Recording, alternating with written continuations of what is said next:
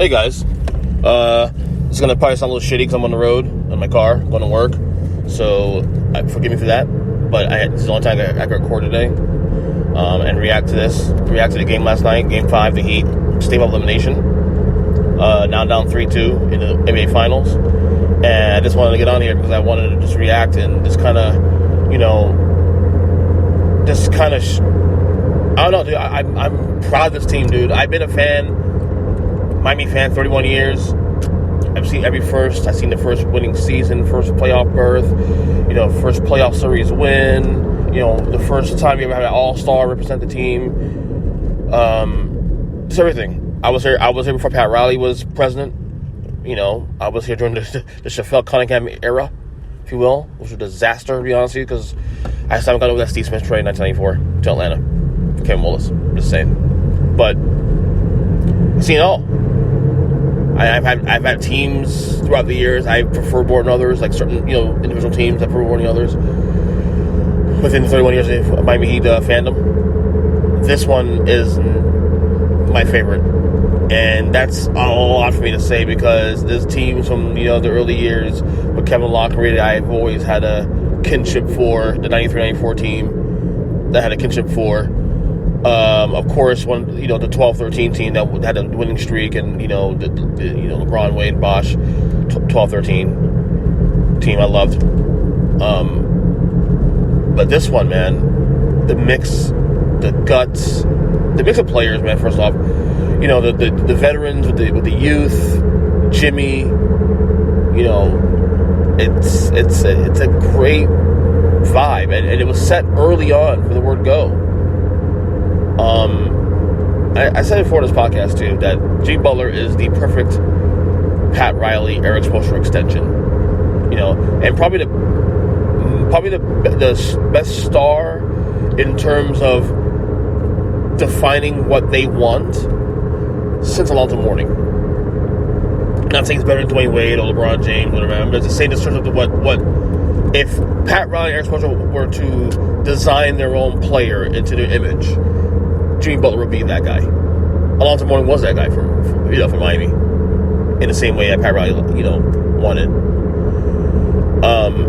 But look, you have to remember yesterday too. The Lakers were planning, they were wearing the Mamba jerseys, the Mamba tribute jerseys, because the thought was, I thought so too, that they would win Game 5 and close out the series and celebrate, and obviously the Kobe Bryant tribute and stuff, which still burns me that he's gone, and I love Kobe, and I have respect for the Lakers, of course. My favorite athlete of all time is Magic Johnson, so there's always some love for the Lakers to some degree.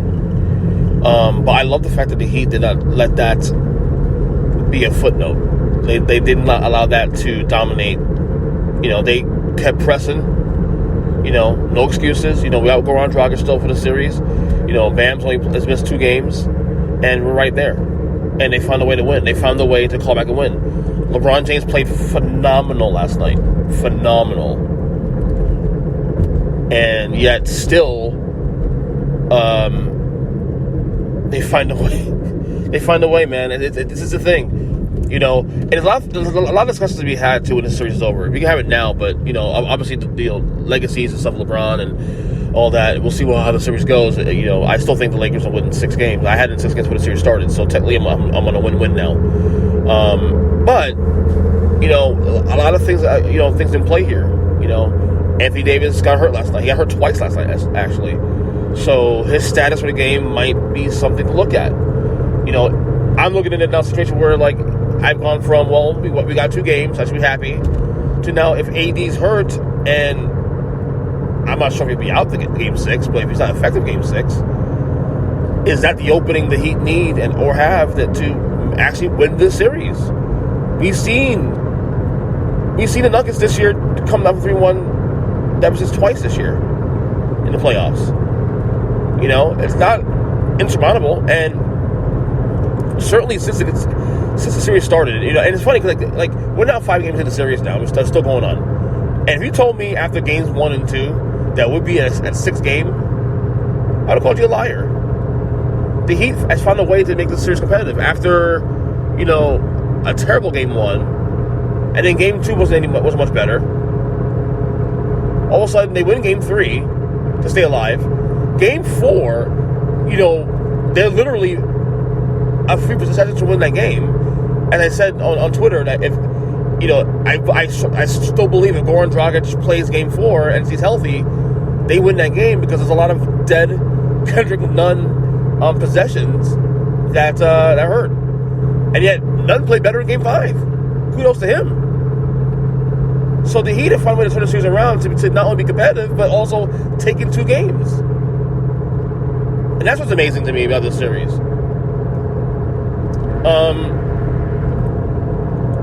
So a lot of things to be considered here with this series going forward. Like a lot of things to talk about. And we'll probably have those discussions in the weeks to come once the series is over. We'll see what happens with LeBron, obviously the Lakers. I mean, look. I think they'll close out Game 6. But again, let's see what the AD injury looks like. Memento's back in Miami's side again. We'll see. This is certainly a good series, though. This went from a series that we thought would be probably the most lopsided in NBA history to now, all of a sudden, we're just another Heat win from Game 7. I'm stunned. Although I shouldn't be stunned, though. I mean, this is the Heat culture. This is what they do. This is what they've been doing.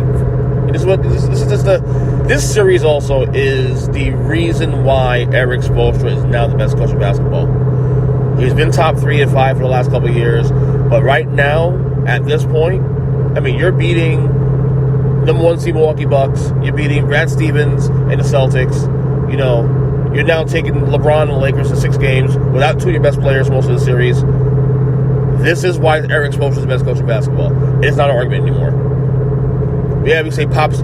Yes, Popovich is still, in terms of legacy, probably better because, but let's be real. Right now, Spoelstra has the pulse on the button right now. A button on the pulse. Whatever the fucking whatever the expression is. Sorry, I'm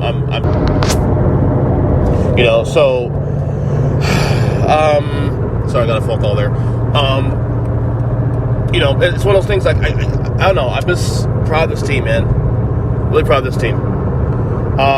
The big discussion I think we'll probably get into on social media. I've been having a discussion with people the last couple of days about Jimmy Butler. Is Jimmy Butler a top 10 player in the league now? There's been a lot of pushback. Even on my end, but I mean, again, when your legacy is built on moments like these. He's had a phenomenal Game 3, phenomenal Game 5, not a terrible Game 4. Actually, he was good at Game 2 as well. He's averaging 29 points a game in the series right now? Something like that? I mean, he showed up. He's gotten the respect of all his peers, opponents. Lakers. Laker fans are saying, dude, this guy's a dog. Yeah. I don't know, man. It's a good series, man. It's a good series. Game 6 is tomorrow. And it should be fun, man. I'm looking forward to Game 6, see what happens. I mean, again, you got to monitor Anthony Davis' situation.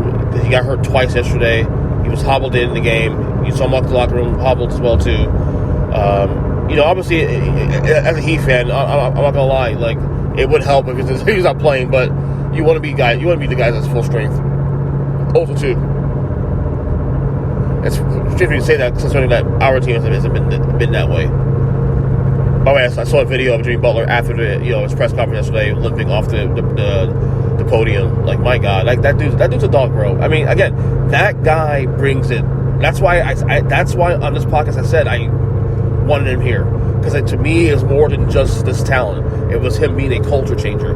Now, whether or not, and I said back then, what I mentioned back then was the fact that, was he going to be, because of the minutes he played on Tom Thibodeau in Chicago and Minnesota, would he be damaged goods at the before in his contract? But I don't see that as being an issue. And the team he has around him now is able to step back and not have to be carrying the load all the time. He can, defer to Tyler Hero and Doug Robinson and Bam Adebayo and all the guys on that roster. Whether or not he wins or loses this series, honestly, I need water. Whether they win or lose the series, their future is bright, without question. So, you know, am I going to stick to my Lakers in 6 prediction? Yeah, but I'll tell you, the AD injury, man. If he's not playing Game 6, or he's not 100% Game 6, that could be the opening. That could be the opening. So, anyway, this is a quick emergency podcast.